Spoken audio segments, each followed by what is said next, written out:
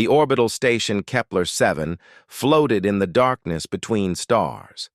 It was a place where species from across the galaxy came to trade, to talk, and sometimes to hide. Thousands of beings lived and worked here, and the station never slept. Lights always burned, ships always came and went, and somewhere in its metal halls, death was walking. Velra moved through the shadows like she was made of them. Her scales were dark gray, almost black, and her eyes were the color of old blood. She was Cathari, a species known throughout the galaxy for two things: their cold logic and their deadly assassins. Velra was one of the best. The Pale Court had trained her since she was a hatchling, and in 30 cycles she had never failed a contract. Tonight would not be different. Her target was a human diplomat named Go Tae-woo. He was here to sign a trade agreement that would hurt certain powerful people. Those people had paid the Pale Court very well to make sure the agreement never happened. Velra did not care about politics or trade. She cared about the contract. The contract was everything. She had studied the station's layout for weeks. She knew every corridor, every camera, every patrol route. She knew that Go Tae-woo would be in meeting room 7 until midnight, and she knew the ventilation shaft above that room had a loose panel. It was almost too easy. Velra reached the shaft and removed the panel without a sound. Below her, she could see the diplomat sitting at a long table, reading documents. He was alone. Perfect. She dropped, but the moment her feet hit the floor, alarms exploded. Red lights flashed. The doors sealed. Velra's eyes went wide. This was wrong. This was impossible. She had checked everything. There should be no alarms. Go Tae-woo looked up at her, and he smiled. He was not afraid. He had known she was coming. "Trap!" Velra hissed. She ran. Security forces were already flooding the corridors. Velra was fast, but plasma bolts were faster. One caught her in the side, burning through her armor and into her flesh. She stumbled but kept moving. Another bolt hit her leg. She could smell her own scales burning. She needed to escape. She needed to disappear, but every route she had planned was now blocked. They had known all of it. Someone had betrayed the Pale Court. Velra crashed through a door she had not planned to use. She did not know what was on the other side. She did not care. Anywhere was better than the corridor full of guards with guns. She fell onto a cold floor and lay there, breathing hard. Blood was pooling under her. Her vision was going dark at the edges. She had been hurt before, many times, but this was bad. This might be the end. "Oh no." The voice was soft, human. Velra forced her eyes to focus. She was in a medical bay. There were beds and machines and the sharp smell of disinfectant. And standing a few meters away was a human woman in a white coat. Park Ji-soo had been having a quiet night. She liked quiet nights. They let her catch up on reports and drink her tea while it was still hot. She had not expected an assassin to fall through her door. But here one was. Ji-soo could see the blood trail leading back into the corridor. She could see the weapon in the alien's clawed hand. She could see the way the creature's eyes tracked her, looking for threat, looking for escape. This was a killer. That was obvious, and she had just come from the direction of the diplomatic wing. Ji-soo should call security. That was the correct thing to do. That was what any sensible person would do. Instead, she walked to her supply cabinet and started pulling out bandages. "Get on the table," she said. Velra stared at her. The human was not running. She was not screaming. She was not calling for guards. She was holding medical supplies and pointing at an examination table like Velra was just another patient. "What are you doing?" Velra asked. Her voice was rough with pain. "You're bleeding," Ji-soo said. "A lot. If I don't treat those burns in the next few minutes, you'll die. So get on the table. I am your enemy." "You're hurt," Velra's training screamed at her. This was wrong. This was a trick. Humans were not kind to enemies. No species was kind to enemies. That was not how the galaxy worked. But she was dying, and the human was holding bandages, not a weapon. Velra dragged herself onto the table. Jisoo worked quickly. She had treated plasma burns before. Miners got them sometimes, and there had been a few accidents in the engineering section. The alien's physiology was different from a human's, but burns were burns. Clean the wound, stop the bleeding, prevent infection. The basics were the same. Velra watched her with eyes that never blinked. "You know what I am," she said. "Yes. You know what I came here to do." "I can guess." "Then why?" Velra's voice was hard, demanding. "Why don't you kill me? Why don't you call your security forces? Why are you helping me?" Jisoo paused. She looked at the assassin on her table, the gray scales, the sharp teeth, the eyes that had probably watched many people die. She thought about the question. "Because you're hurt," she said again. "And I'm a doctor. This is what I do." "That is not logical." "Maybe not." Jisoo went back to work. She sealed the wound on Velra's side with medical gel and wrapped it in clean bandages. She treated the leg the same way. The alien would need proper surgery later, but this would keep her alive for now. Velra did not understand. She had killed humans before.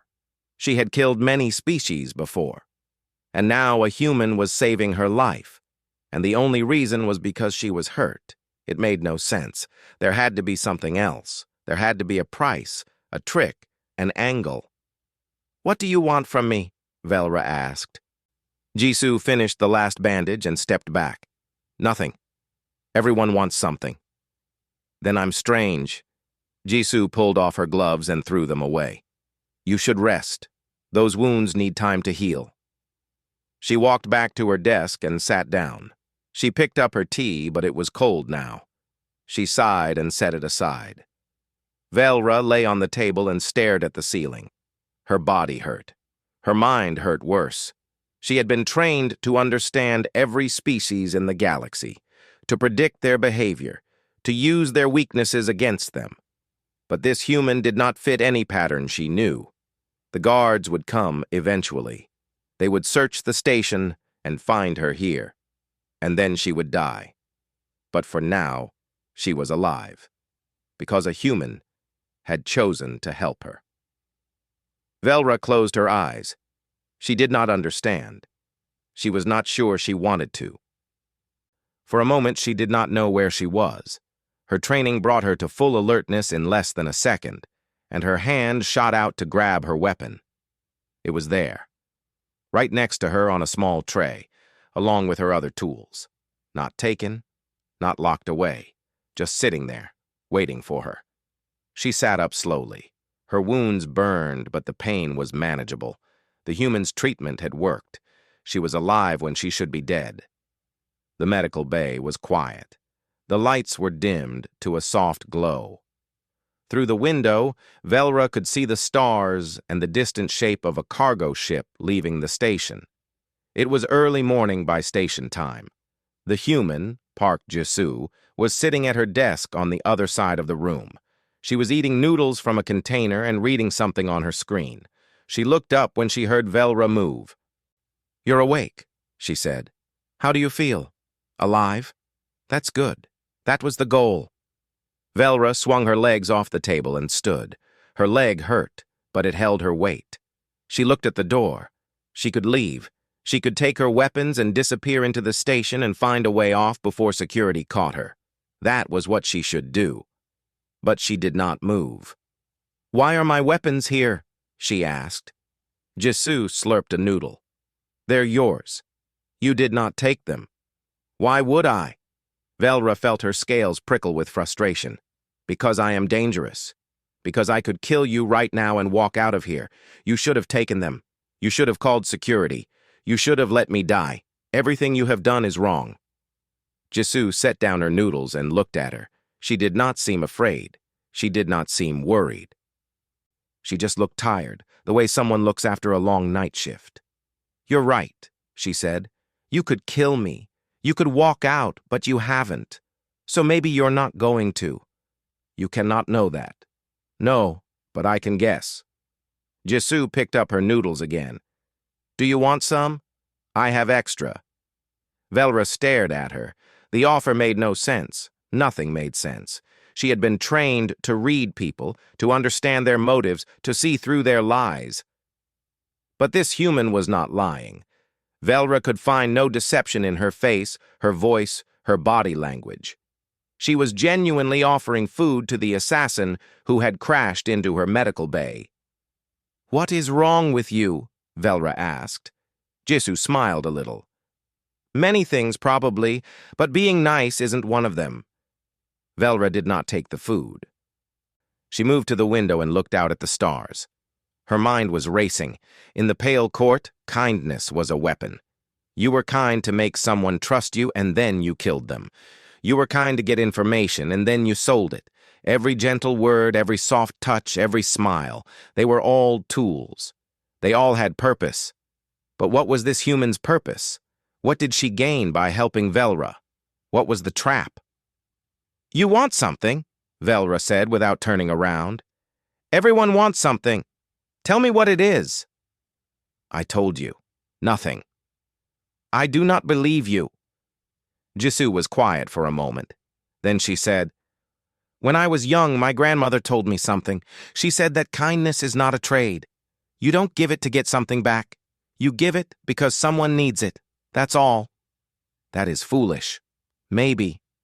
But it's how I try to live." Velra turned to look at her. "And if someone hurts you because of your foolishness, if someone uses your kindness against you, then they do." Jisoo shrugged. "I can't control what other people do.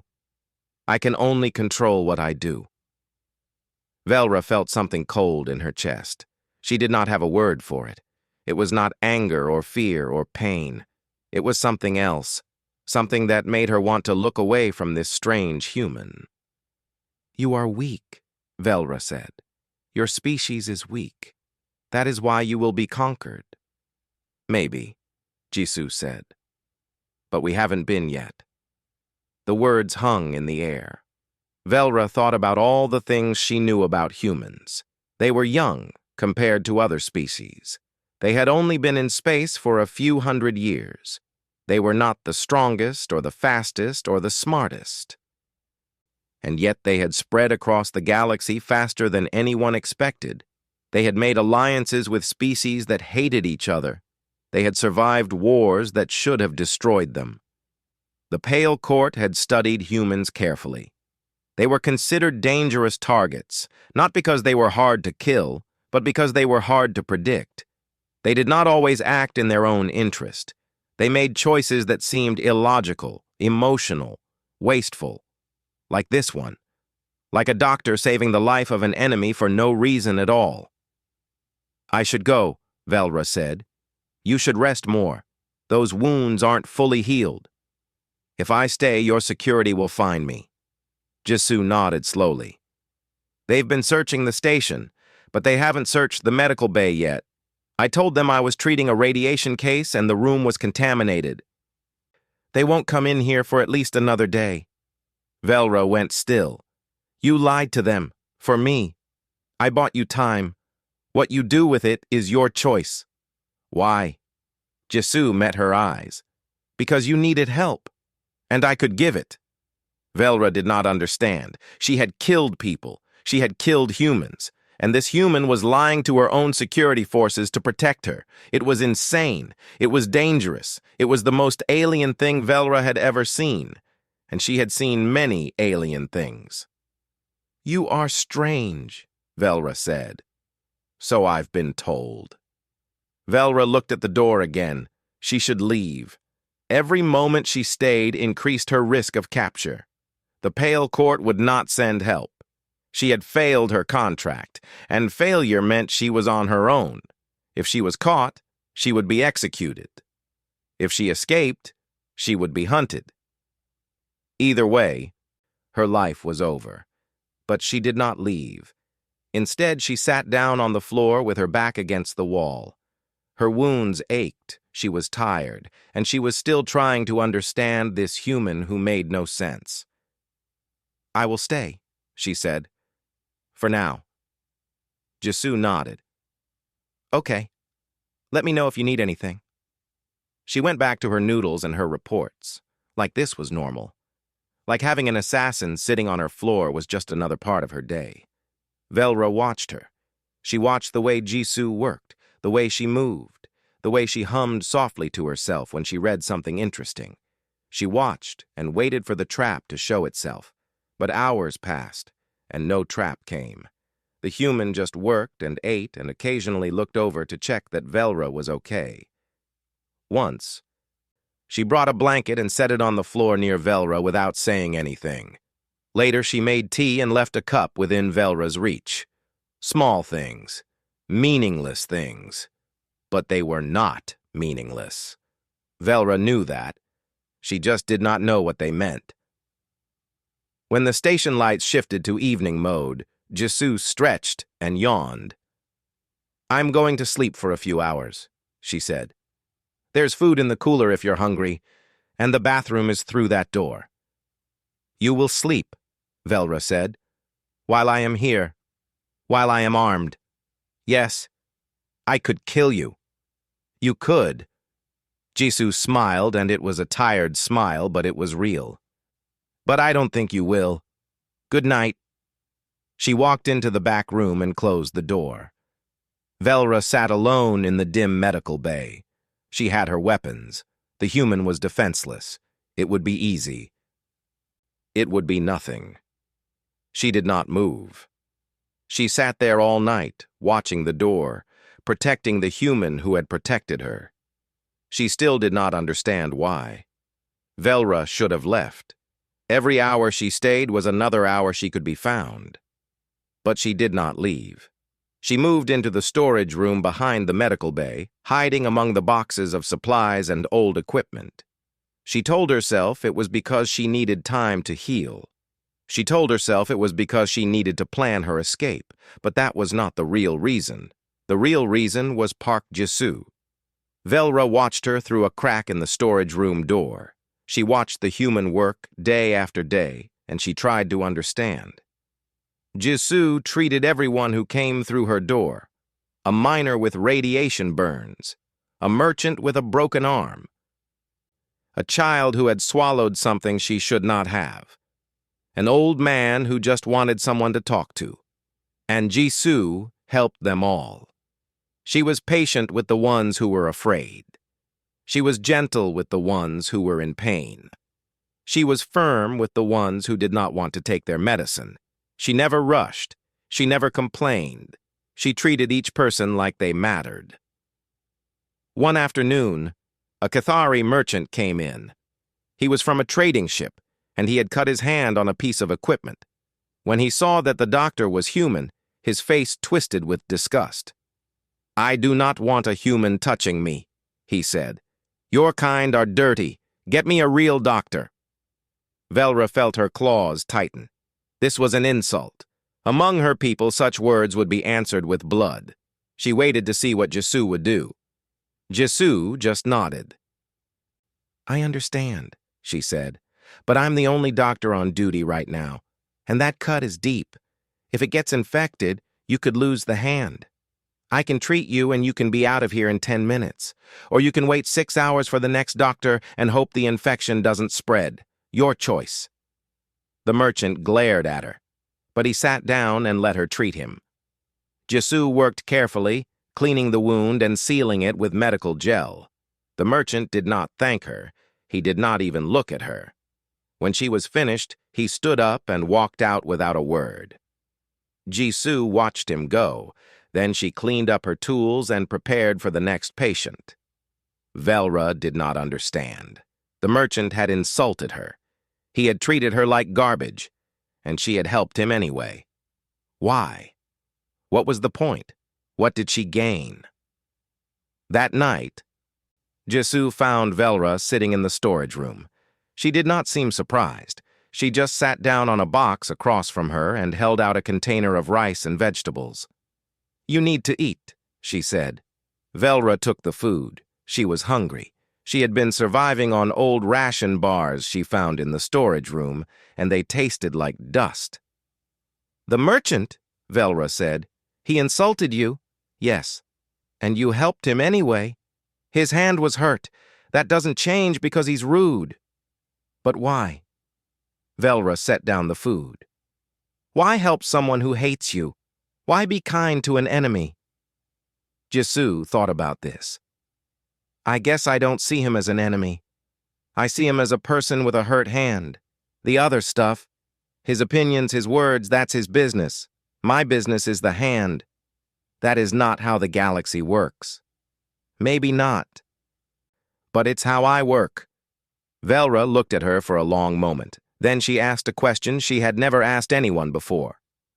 How did you become this way? Jisoo smiled a little. My mother was a doctor. So was her mother. I grew up watching them help people, all kinds of people. They taught me that everyone deserves care, no matter who they are or what they've done. I guess I believed them. And if someone you helped hurt you later, would you still help them? Probably. I'd be more careful. But yes. Velra felt that strange cold feeling in her chest again. She knew what it was now. It was shame. She was ashamed because this human was everything she was not. I was taken when I was young, Velra said. The words came out before she could stop them. The Pale Court bought me from my family. I do not know if they sold me or if I was taken by force. I was too young to remember. They trained me. They taught me to fight, to kill, to survive. They taught me that kindness is weakness, that every gentle word is a lie, that every smile hides a knife. Jisoo listened without interrupting. I believed them, Velra continued. I still believe them, because that is what I have seen. That is how the galaxy is. The strong take, the weak die. Kindness is a tool to be used against the foolish. She looked at Jisoo.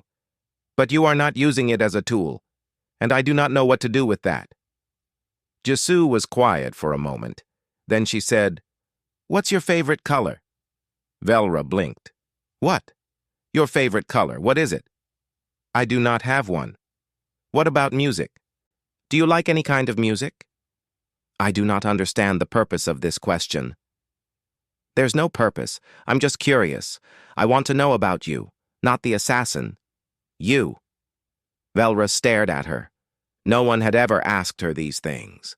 In the Pale Court, there was no self. There was only the mission. She had no favorite color because she had never been allowed to have one. She had no music because music was a distraction. She had no preferences, no hobbies, no likes or dislikes. She was a weapon. Weapons did not have favorite colors. I do not know, Velra said. I have never thought about it. That's okay. Jisoo stood up and smiled. You have time to figure it out. She left the storage room and went back to work. Velra sat alone in the darkness. She thought about the question. Favorite color. It was such a small thing. Such a meaningless thing. Why did it make her feel so empty? She thought about her life in the Pale Court. The training, the missions, the kills. She had never questioned it. It was what she was made for. It was all she knew. But now she had seen something else. She had seen a human treat a wounded enemy with care. She had seen a human help someone who hated her. She had seen a human ask an assassin about her favorite color, like it was the most natural thing in the world, and she did not know what to do with any of it. The next morning, Velra found Jisoo eating breakfast at her desk. She walked over and stood in front of her. Jisoo looked up. Blue, Velra said. Jisoo tilted her head. What? I think my favorite color is blue, like the stars in the Karath Nebula. I saw them once on a mission. They were very bright. She paused. I do not know why I am telling you this. Jisoo smiled. It was a real smile, warm and surprised and pleased. Blue is a good color. Velra nodded. She did not know what else to say. She went back to the storage room and sat down in the darkness. But for the first time in her life, she did not feel like a weapon. She felt like something else. She did not know what it was yet, but she thought maybe she wanted to find out. Velra was in the storage room when the first explosion shook the station. She was on her feet in an instant, her weapons in her hands. Through the crack in the door, she saw Jisoo stumble and grab the edge of her desk. "What was that?" Jisoo said. The answer came over the station's emergency channel. A voice, cold and mechanical, filled the air. "Attention, Kepler 7. This station is now under the control of the Broken Maw. All residents will proceed to the main cargo holds for processing.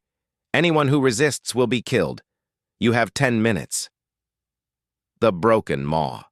Velra knew them. They were pirates, brutal, organized, and cruel. They attacked stations and ships, took everything of value, and sold the survivors as slaves. The Pale Court had done business with them once. Velra had not liked them. More explosions shook the station. Velra heard screaming in the corridors. She heard plasma fire. She heard the heavy boots of raiders moving deck by deck, sweeping through the station like a wave. Jisoo moved to her medical supplies and started grabbing things: bandages, medicine, tools. Her hands were shaking, but she worked fast. "What are you doing?" Velra asked from the doorway. "I have patients. 3 of them can't be moved. I need to stay with them. The pirates will come here. They will kill you." "Then they kill me." Jisoo looked at her, and her eyes were afraid but steady. "I'm not leaving them." Velra felt something twist inside her. This was insane. This was suicide.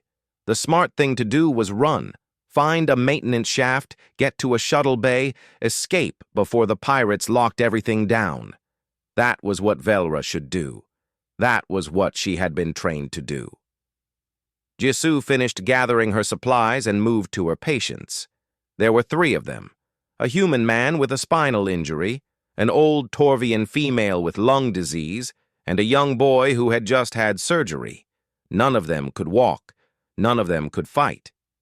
Jisoo pulled the privacy curtains around their beds and started talking to them in a soft voice. She was telling them it would be okay. She was lying, and she knew it.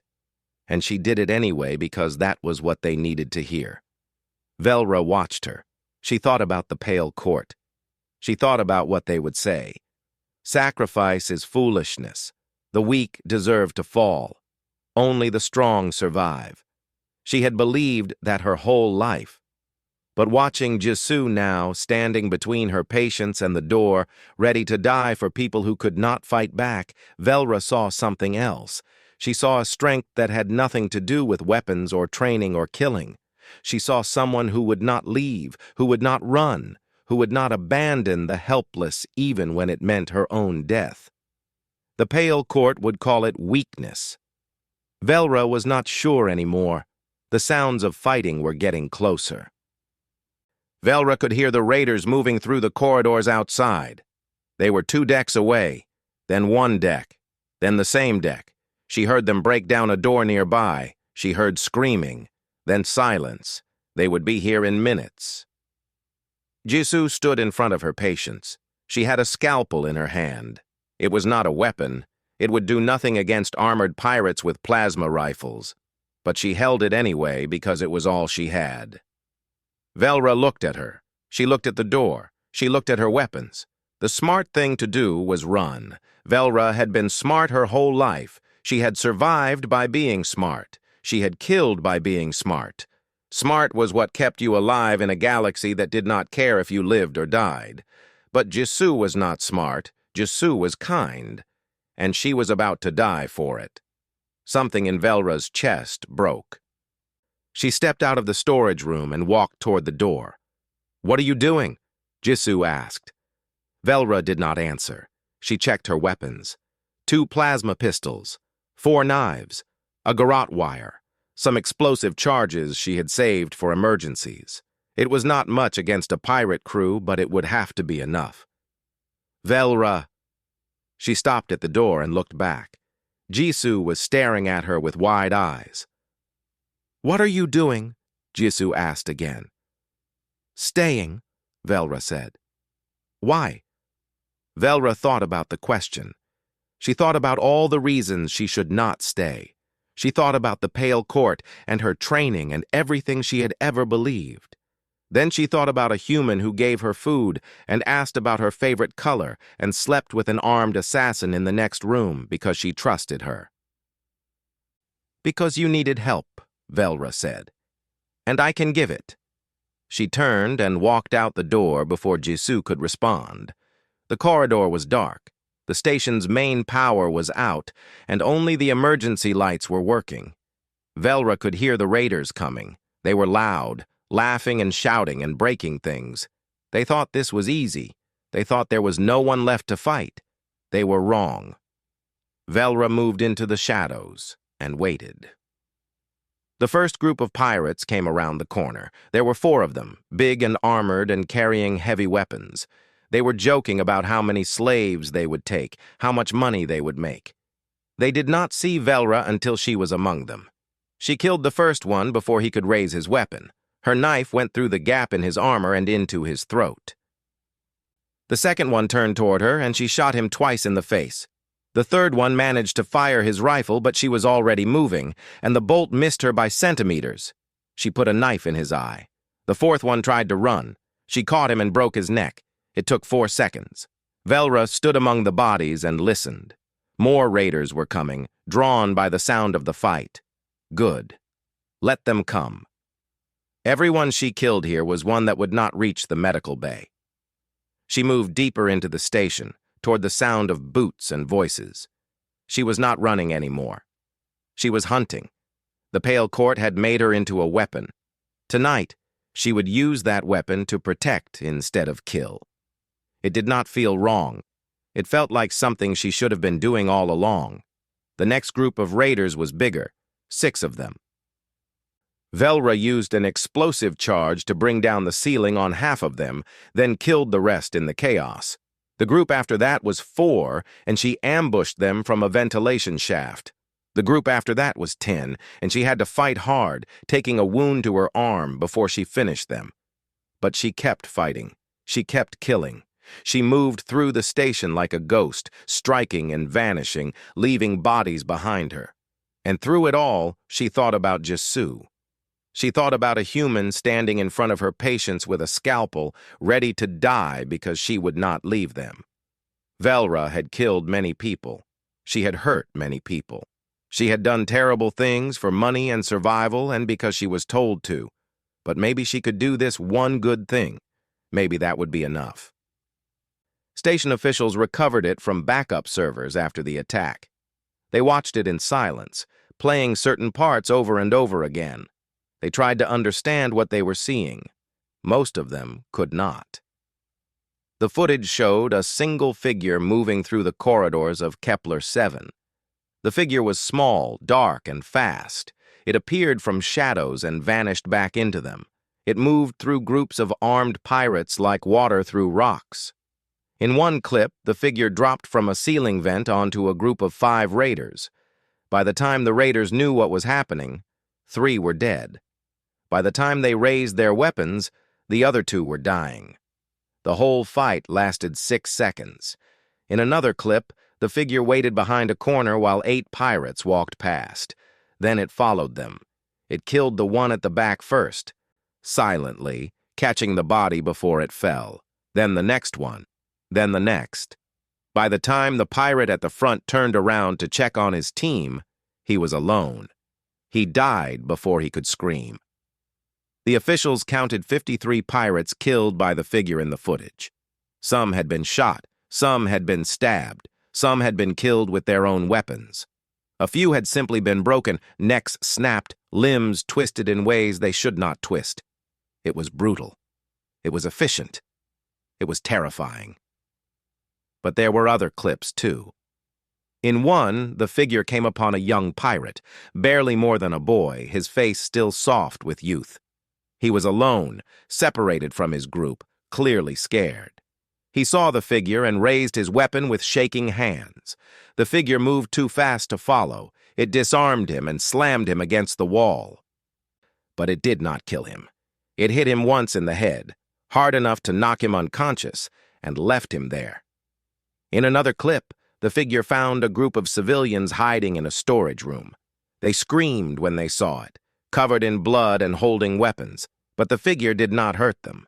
It pointed down the corridor toward the escape pods, and then vanished back into the darkness. The officials did not know what to make of this. The killer was a monster. But the monster was also saving people. It did not make sense. What the footage did not show was what was happening inside Velra's mind. She moved through the station in a kind of trance. Her body knew what to do. It had been trained for this, built for this. Her hands killed without thought. Her feet found paths through the darkness without effort. She was what the Pale Court had made her, a perfect weapon. But her mind was somewhere else.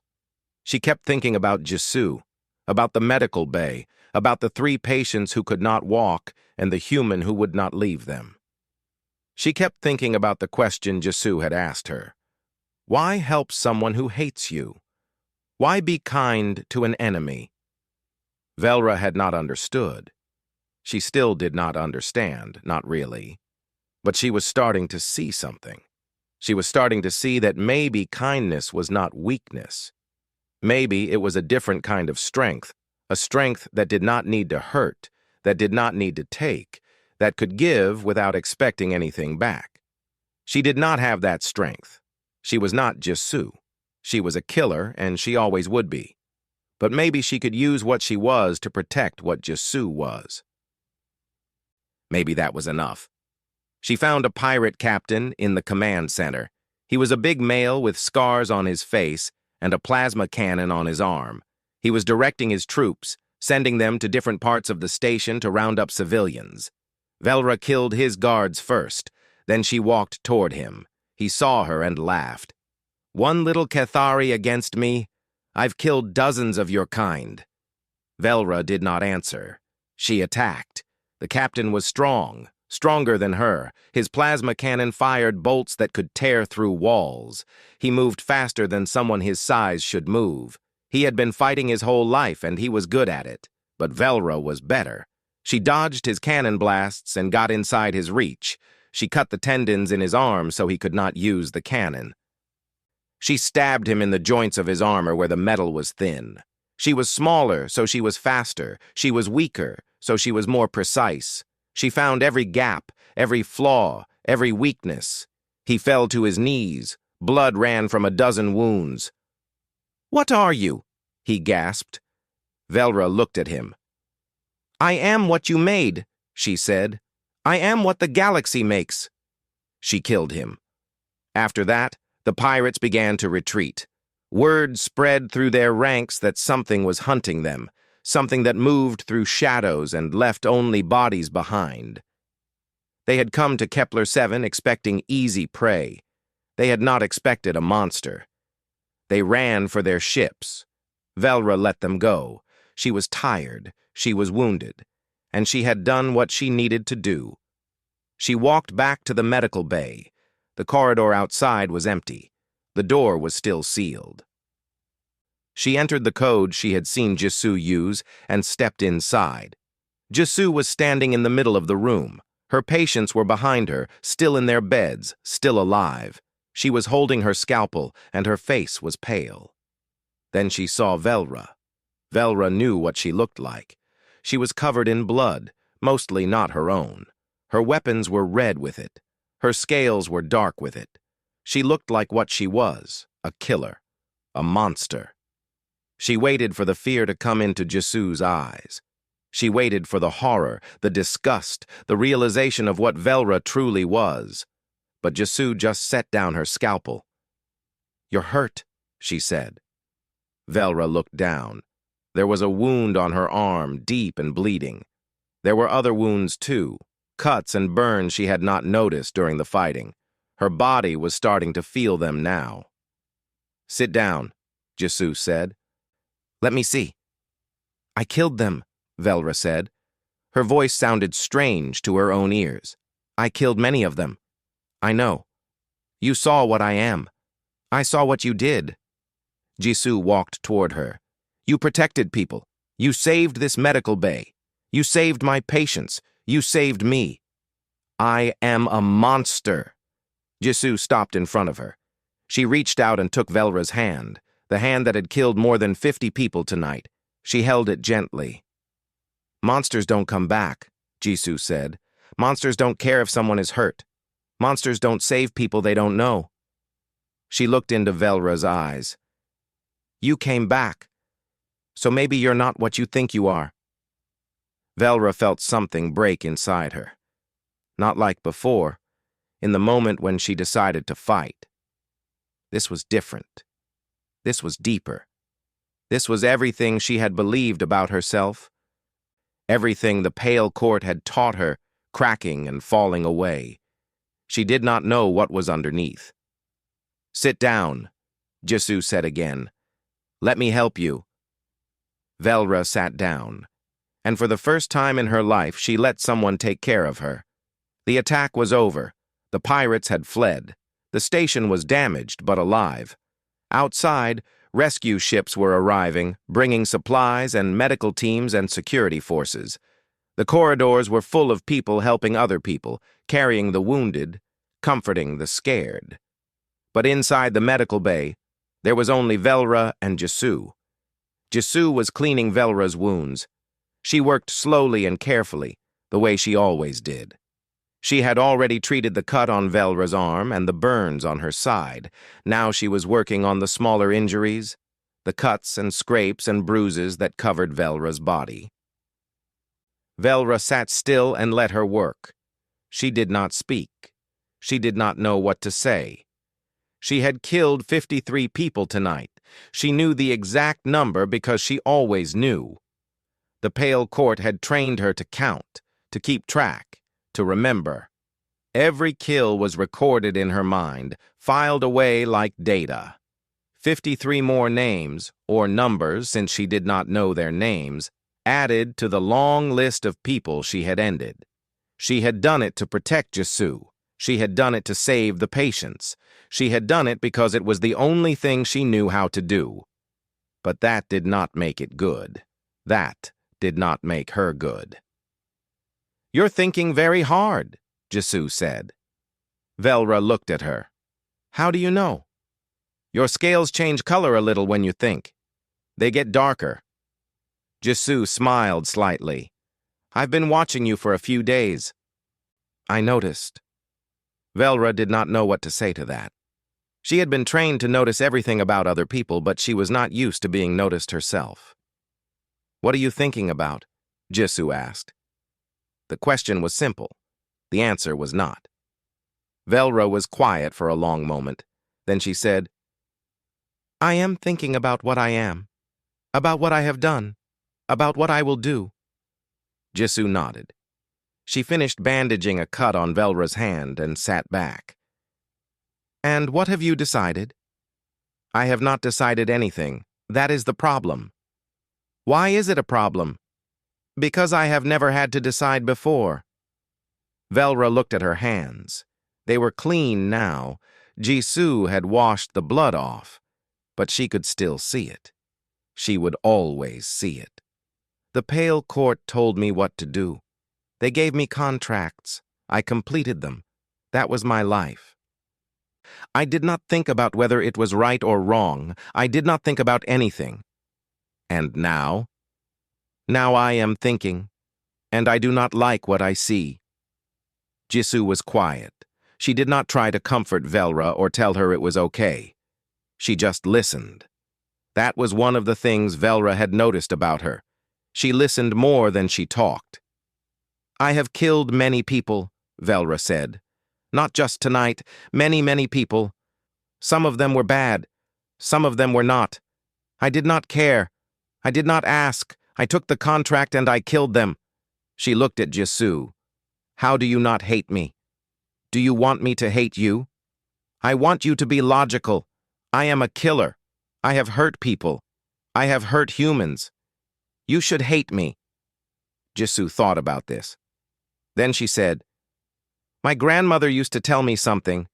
She said that people are not just what they have done. They are also what they do next. The past is real. It matters.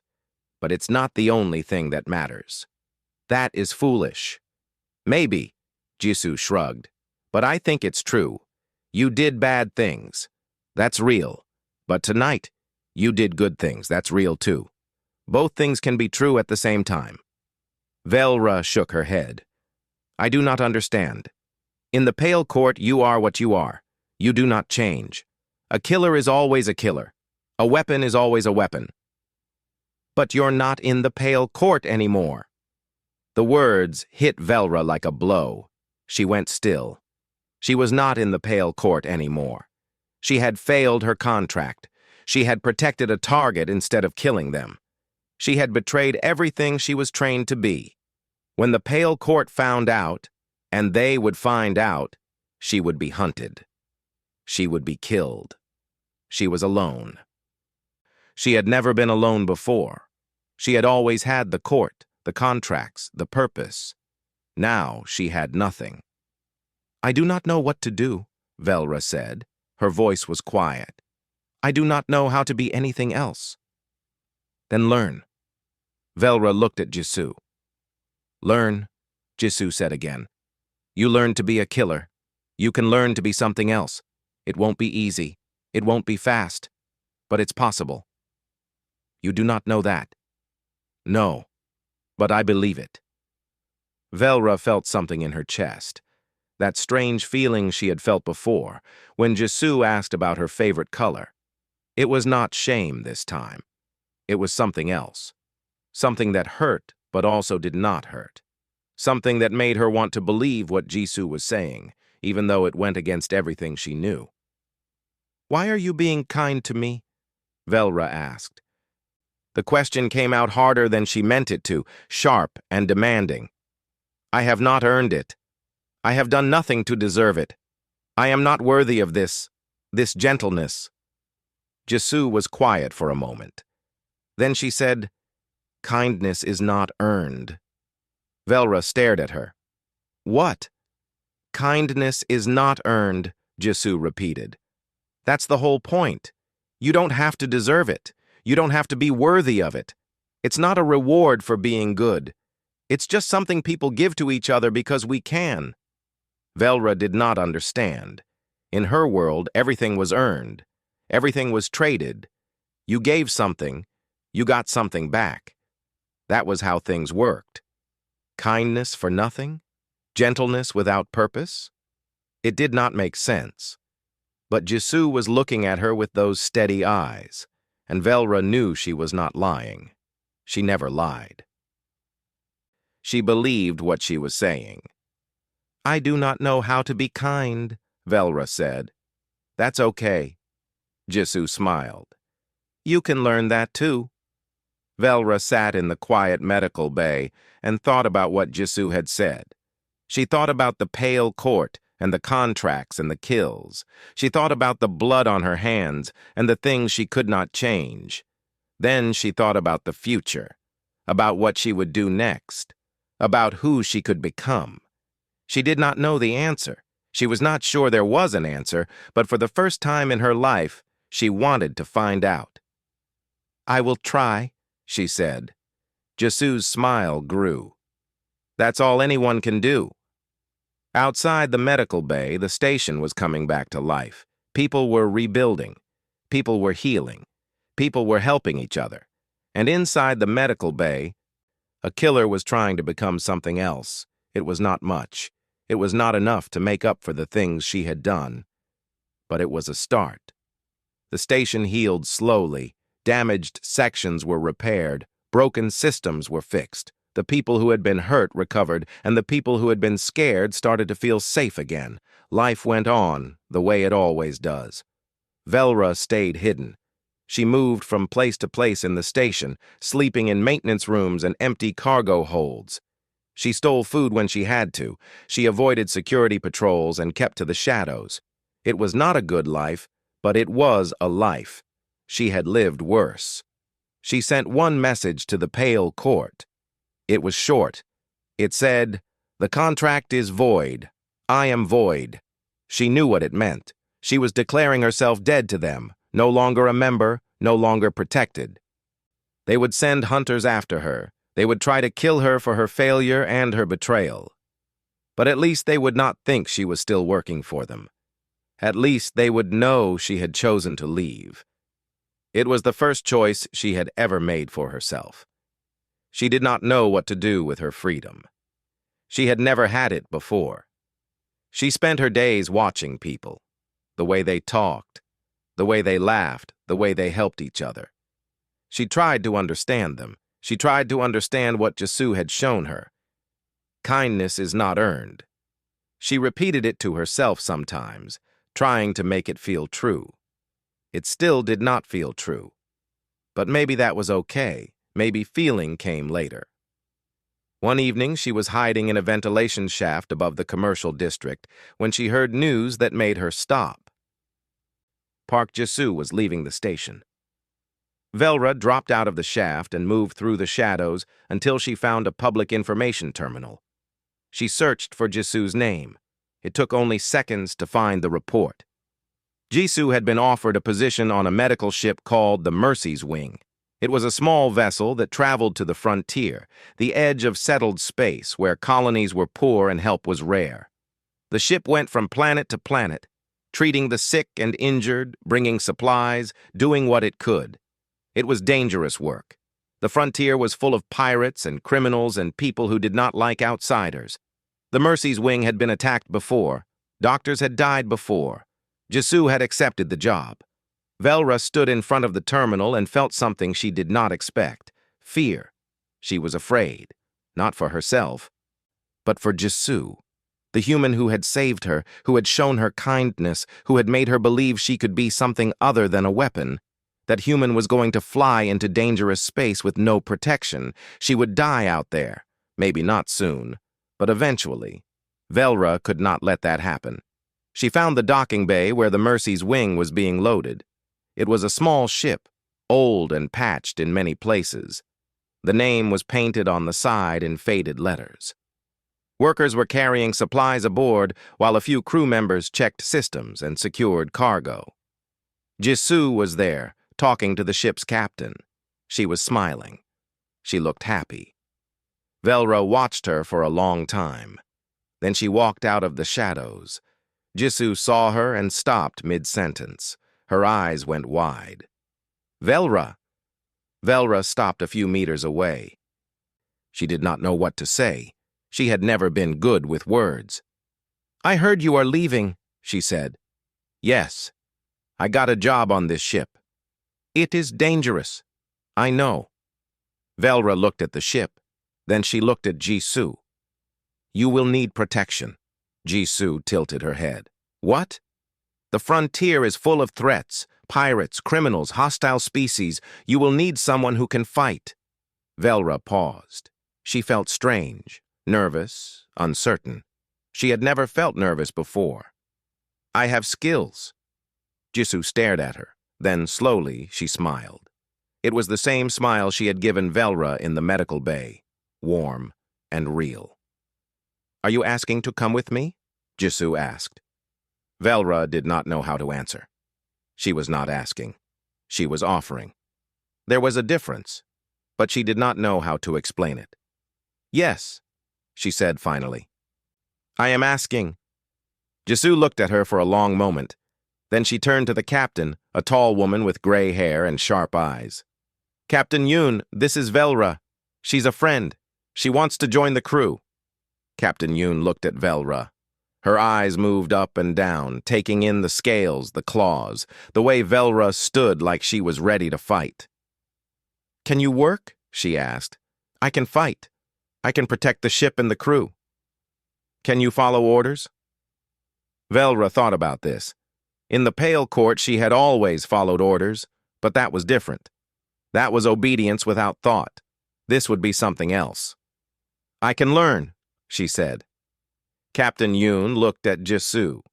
Jisoo nodded. "Fine," the captain said. "We leave in 2 hours. Find a bunk and stay out of the way until I need you." She walked back to the ship. Velra stood there, not sure what had just happened. Jisoo walked over to her and stopped. "Thank you," Jisoo said. "For what?" "For coming. For wanting to help." She reached out and touched Velra's arm. "I'm glad you're here." Velra did not know what to say. She had never been glad before. She was not sure she knew how.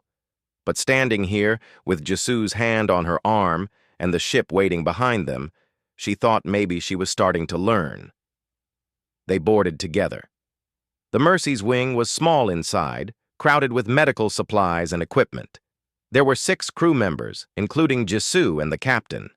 They looked at Velra with curiosity and some fear. She was used to that. She ignored it. Jisu showed her the medical bay. It was tiny compared to the one on Kepler 7, but it was clean and well organized. Jisu explained where everything was, how the equipment worked, what they would be doing on the frontier. "We help people," she said. "That's the job. We go where we're needed, and we do what we can." Velra nodded. She did not know how to help people, but she could protect Jisu while Jisu helped them. That was something. The ship launched that night. Velra stood at a window and watched the station grow smaller behind them. She had lived there for only a few weeks, but it felt like longer. It felt like a lifetime. She was leaving everything she knew. She was flying into danger with a human she barely understood, to do work she had never done, for reasons she could not explain. It should have felt wrong. It did not. A few days later, they received their first call. A colony on a frontier world needed medical help. There had been an accident in a mine, and many people were hurt. Jisu prepared her supplies. The crew readied the ship for landing, and Velra stood in the medical bay, watching. "I do not know how to help," she said. Jisu handed her a box of bandages. "You can carry things. You can hand me tools when I ask for them. You can talk to the patients if they're scared." "I do not know how to talk to people." "You're talking to me." Velra looked at the bandages in her hands. They were soft and white. They were used to heal, not hurt. "I will try," she said. They landed at the colony and went to work. Velra carried supplies. She handed Jisu tools. She stood next to patients. A man with a broken leg, a woman with burns, a child with a cut on her head, and she tried to talk to them. She was not good at it. Her words were stiff and awkward. She did not know how to comfort people. But she tried. And sometimes, when she told a scared child that the doctor would help them, the child stopped crying. It was not much. It was not enough. But it was a start. That night, after the work was done, Velra stood outside the ship and looked at the stars. There were so many of them here, far from the bright lights of the station. They were beautiful. Jisu came and stood next to her. "How do you feel?" she asked. Velra thought about the question. She thought about the patients they had helped, the injuries they had treated, the people who would live because of what they had done. "Strange," she said, "but not bad." Jisu smiled. "That's a good start." They stood together in the darkness, looking at the stars. Velra did not know what the future would bring. She did not know if she would ever be good or kind, or worthy of the gentleness Jisu had shown her. She did not know if she could make up for the things she had done. But she knew one thing. She was going to try. And maybe, in the end, that was what mattered most.